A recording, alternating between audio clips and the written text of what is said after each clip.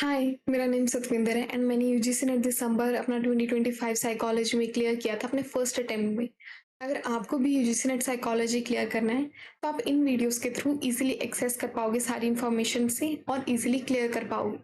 अगर फिर भी आपको कोई भी ऐसा टॉपिक मिलता है जो आपके मास्टर्स में आपको नहीं समझ में आ रहा, तो आप मेरी जीमेल पे जाके मुझे उस टॉपिक से रिलेटेड जो भी आपको नहीं समझ में आ रहा आप मुझे मेल कर दो। मैं वो टॉपिक भी समझा दूंगी आपको। तो आज सबसे पहले हम स्टार्ट करेंगे इथोलॉजी से। बेसिक कंसेप्ट है साइकोलॉजी का, आज हम बट वही समझते हैं। तो इथोलॉजी क्या होता है? इथोलॉजी का सिंपल सबसे बेसिक मतलब है कि एनिमल के ना इनेट बिहेवियर्स को समझो। इनेट बिहेवियर कौन से हो गए? ऐसा कोई भी बिहेवियर जो सिखाने की जरूरत नहीं पड़ी जानवर को ना, वो बिहेवियर पैदाइशी आता है। ठीक है, मतलब कि इनबॉर्न कोई भी इनेट बिहेवियर जो समझाया ना गया हो, किसी जानवर को सिखाया ना गया हो, वो इनेट बिहेवियर है। अब इन केस ऑफ ह्यूमंस, अब एक बात बताओ, अगर आपको कोई पूछे कि आपका इनेट बिहेवियर कौन सा था, तो सबसे पहला इनेट बिहेवियर जो हमने शो किया था वो था क्राइंग। अब कोई भी बच्चे को ये तो नहीं सिखाता ना कि बेटा आपने रोना है, रो के आपको कोई चीज मिलेगी। अब छोटे से बच्चे को, कुछ महीने के कुछ दिनों के बच्चे को आप ये तो नहीं सिखा सकते ना कि बेटा रो, चीज मिलेगी फिर। बट ऐसा नहीं होता। वो इनेट है, बच्चे को खुद से पता है कि वो रोएगा तो उसे चीज मिल जाएगी, वो चीज ठीक है, मदर समझ जाएगी कि इसे फीड करना है, ठीक है, या उसके कपड़े चेंज करने हैं, जो भी इशू है बच्चे को मदर समझ जाएगी जैसे ही बच्चा रोएगा। अब ऐसे ही कुछ इनेट बिहेवियर्स एनिमल के अंदर भी होते हैं। अब एनिमल्स में कौन कौन से इनेट बिहेवियर हमने समझने हैं, हमने सिर्फ दो चीज़ों पे फोकस करना है, सर्वाइवल और रिप्रोडक्शन। मतलब कि हमें एनिमल्स के उन इनेट बिहेवियर्स को समझना है जो उनके सर्वाइवल और रिप्रोडक्शन से रिलेटेड हो। अब हम ये कैसे समझेंगे? हम ये चीज़ समझेंगे नेचुरल ऑब्जर्वेशन के थ्रू। अब कुछ लोग सोचेंगे कि लेकिन एक्सपेरिमेंट मेथड को सबसे अच्छा मेथड माना गया, तो यहाँ पे एक्सपेरिमेंट मेथड के मतलब एक्सपेरिमेंट मेथड के थ्रू क्यों नहीं समझ रहे हम? क्योंकि जब आपको पता लग जाता है कि आपको कोई ऑब्जर्व कर रहे हैं, यहाँ पे एक्सपेरिमेंट हो रहा है, तो आप ना अपना बेस्ट परफॉर्म करते हो। कुछ लोग बहुत ज्यादा बेस्ट परफॉर्म करेंगे, कुछ लोग ना इनहिबिट कर लेंगे खुद को। जैसे एनिमल्स हैं, आप इनके नेचुरल सेटिंग से लेके नहीं कहीं और शिफ्ट कर दोगे ना। जैसे आप कभी जू घूमने गए होगे तो आपने जू में भी देखा होगा, जो एनिमल्स है ना उनका जो रियल बिहेवियर है वो वहां पे वो नहीं रह जाता। अगर आप ह्यूमन पे स्टडी कर रहे हो, आप किसी ह्यूमन को लैब सेटिंग में लेके गए एंड आपने उसे बताया कि मैं आप पे स्टडी कर रहा हूँ, तो क्या होता है कि जो ह्यूमंस है ना, उन्हें ना हमेशा ये होता है कि मैं अपना बेस्ट वर्जन शो करूँ। तो अपना बेस्ट वर्जन शो करता है, इस चक्कर में हम जो हमारी जो स्टडी है वो खराब हो जाती है। क्योंकि आप जो इंसान का ना रियल बिहेवियर तो आप समझ ही नहीं पा रहे ना वहां पे, तो ये प्रॉब्लम आ जाएगी। इसलिए इन्होंने कहा कि अगर आपको एनिमल्स को भी समझना है तो आप नेचुरल ऑब्जर्वेशन का यूज करो, इससे आप बेटर समझ पाओगे उन्हें। अंडरस्टूड? मेनली इनेट बिहेवियर सिर्फ सर्वाइवल और रिप्रोडक्शन से रिलेटेड ही समझना है हमने इथोलॉजी में। सो इसमें ना मेजर कॉन्ट्रीब्यूशंस हुई थे कुछ, उन मेजर कॉन्ट्रीब्यूशंस में क्या क्या था हम वो समझेंगे।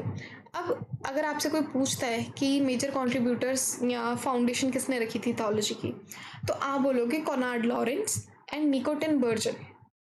जो लास्ट है ना, कार्ल वॉन, ये ना एक्स्ट्रा में। तो अब हमने मेनली ये समझना है कि इन तीनों ने ऐसा क्या क्या काम किए थे। बट उसमें सबसे इम्पोर्टेंट ये चीज़ है कि जो तीन साइंटिस्ट है ना जिन्होंने इथोलॉजी पे बेसिकली स्टडी की थी, इन तीनों को ही ना 1973 में नोबेल प्राइज मिला था फिजियोलॉजी में और मेडिसिन में, इनके काम से रिलेटेड जो इन्होंने एनिमल बिहेवियर को स्टडी किया था ना, उसकी वजह से। तो कोनार्ड लॉरेंस को ना फादर ऑफ मॉडर्न इथोलॉजी भी कहा जाता है। इन्होंने गीस पे स्टडी की थी, मतलब डक्स के बच्चे लिए, उन्हें इंक्यूबेटर में रख दिया। अब इंक्यूबेटर में क्या किया इन्होंने कि उन गीस, जब अंडे फूटे, ठीक है, वहां से छोटे छोटे जो डक्स के बच्चे निकले, उन्होंने सबसे पहले कोनार्ड लॉरेंस को देख लिया और उन्हें एज अ मदर मानना शुरू कर दिया, और through out life Konrad Lawrence को ही मदर मान के उनका पीछा पीछा किया। हर मतलब जहां जाएंगे कोनार्ड लॉरेंस, वहां डक्स के बच्चे भी जाएंगे। अब आप सोच रहे होगे कि ऐसा हुआ क्या कि डक्स ने इन्हें मदर मान लिया? तो इसी कंसेप्ट को समझाने के लिए इन्होंने स्टडी की थी इम्प्रिंटिंग पे। इम्प्रिंटिंग होता है कि कोई भी एनिमल है ना, उसका एक क्रिटिकल पीरियड होता है। अगर उस क्रिटिकल पीरियड के अंदर वो किसी भी मूविंग ऑब्जेक्ट को देख लेते हैं तो उसके साथ एक लॉन्ग लास्टिंग अटैचमेंट बना लेते हैं। सेम डक्स में भी ये सेम सीन होता है।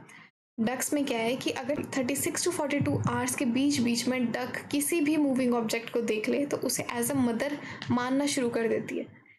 इनके केस में भी सेम चीज़ हुई।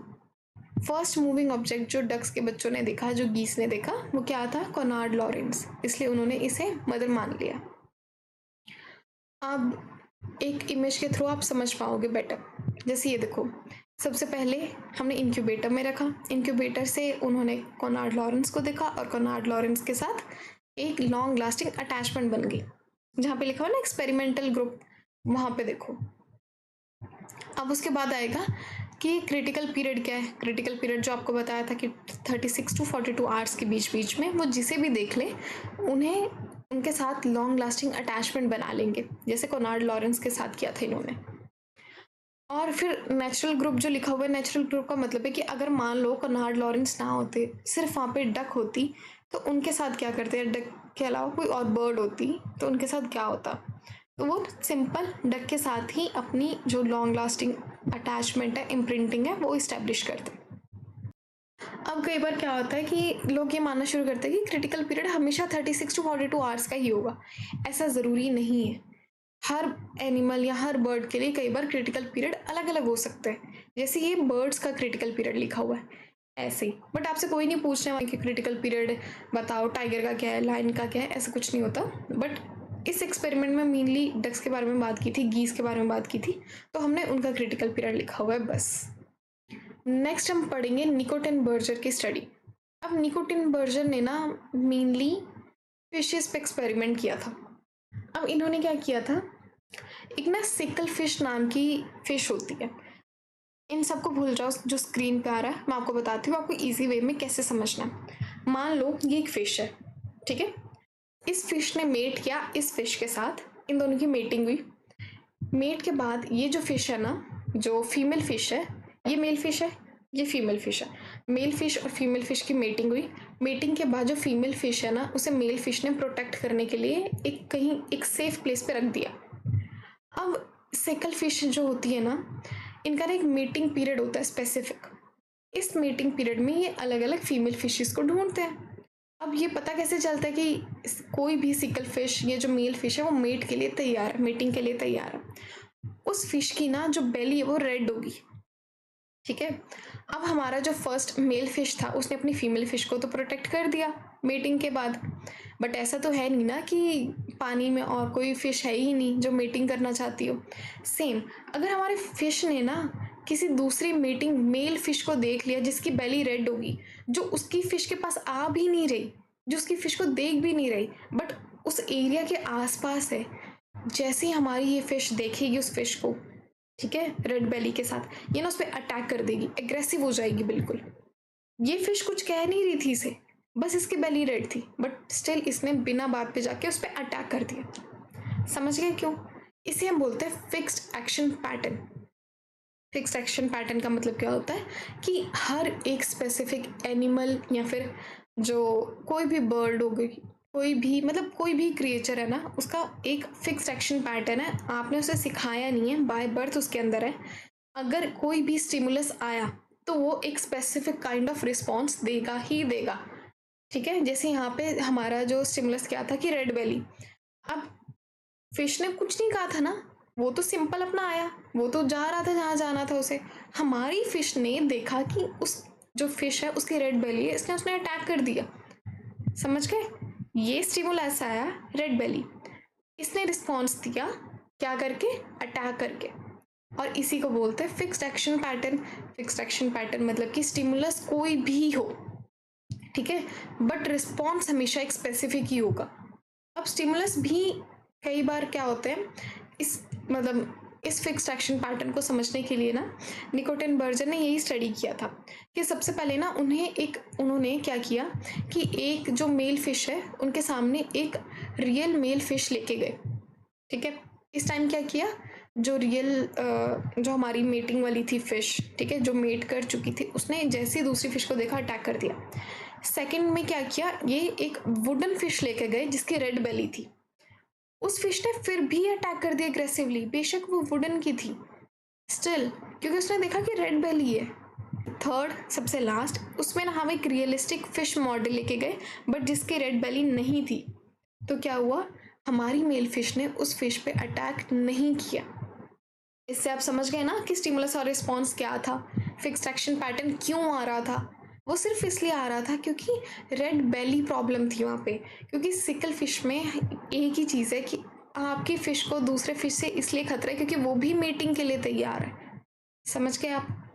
सबसे इजी वे में अगर समझना हो कि फिक्स्ड एक्शन पैटर्न क्या है, कि एक अगर स्टिमुलस होगा तो दूसरा रिस्पॉन्स आएगा ही आएगा, फिक्स है ये। और ऐसा नहीं कि हर सिचुएशन में जो रिस्पॉन्स है वो बदल जाएगा, नहीं, जब जब वो स्टिमुलस आएगा तब तब वो रिस्पॉन्स आएगा ही आएगा। समझ गए?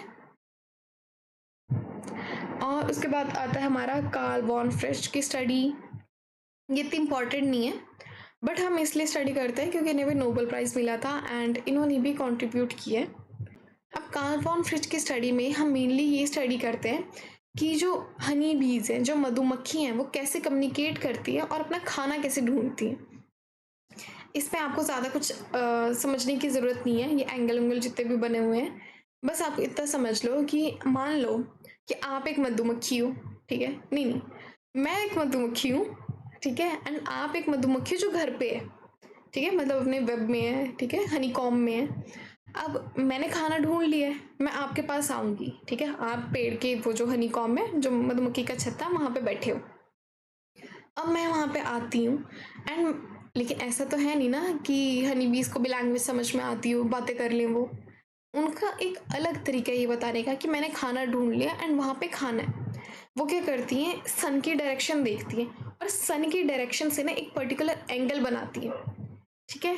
जैसे आपको सेकंड डायग्राम में दिख रहा होगा, इन्होंने क्या किया कि सन के डायरेक्शन से 20 डिग्री का एंगल बनाया। और ये 20 डिग्री का एंगल ऐसे नहीं बनाती कि स्केल लिया, ठीक है, डी लिए और डी से एंगल बना दिए कि ये देखो ये 20 डिग्री का एंगल हो गया, ऐसा कुछ नहीं करती हैं। सन को देखती हैं एंड उसके बेसिस पे सन के जो भी एंगल बनाना होता है ना, तो उस अकॉर्डिंग उस एंगल के बेसिस पे ना ये डांस करती हैं। मतलब डांस सिर्फ मूव करती हैं, ठीक है, उसे इन लोगों ने डांस कहा हुआ है। सन के डायरेक्शन के बेसिस पे डांस करेंगी, मूव करेंगी एंड उसके थ्रू बताएंगी कि खाना कहाँ पे है। बस ये तीन है जो आपको स्टडी करना है। इन तीनों के अलावा आपसे इथोलॉजी के बारे में कोई कुछ नहीं पूछेगा, ठीक है। सबसे पहले कोनार्ड लॉरेंस, उन्होंने इम्प्रिंटिंग पे बात की, मतलब क्रिटिकल पीरियड के अंदर आप अगर मिल जाते हो, किसी भी मूविंग ऑब्जेक्ट को देख लेते हो तो उसके साथ आपकी लॉन्ग लास्टिंग अटैचमेंट बन जाएगी। सेकंड, निकोटिन बर्जर, जिन्होंने फिक्स्ड एक्शन पैटर्न पे बात की। फिक्स्ड एक्शन पैटर्न क्या होता है, अगर एक स्पेसिफिक स्टिमुलस है तो एक स्पेसिफिक रिस्पॉन्स आएगा ही आएगा। थर्ड, कार्ल वॉन फ्रिश, इन्होंने क्या किया था, विगल डांस पे स्टडी की थी। विगल डांस क्या होता है कि सन के अकॉर्डिंग जो बीज है वो डांस करके ये बताती हैं कि खाना कहाँ पे है या कम्युनिकेट कैसे करती हैं, डांस के थ्रू करती है। अगर क्वेश्चन आ सकता है तो ये आ सकता है कि इथोलॉजी की जो मेजर टेक्निक थी वो कौन सी थी, नेचुरल ऑब्जर्वेशन थी, बस, उसके अलावा और कुछ नहीं आएगा। थैंक यू, आपने ये वीडियो देखी। अगर आपको इसके अलावा कोई और वीडियो देखनी है तो आप मुझे कमेंट बॉक्स में सजेस्ट कर सकते हो। Thank you, bye, good night.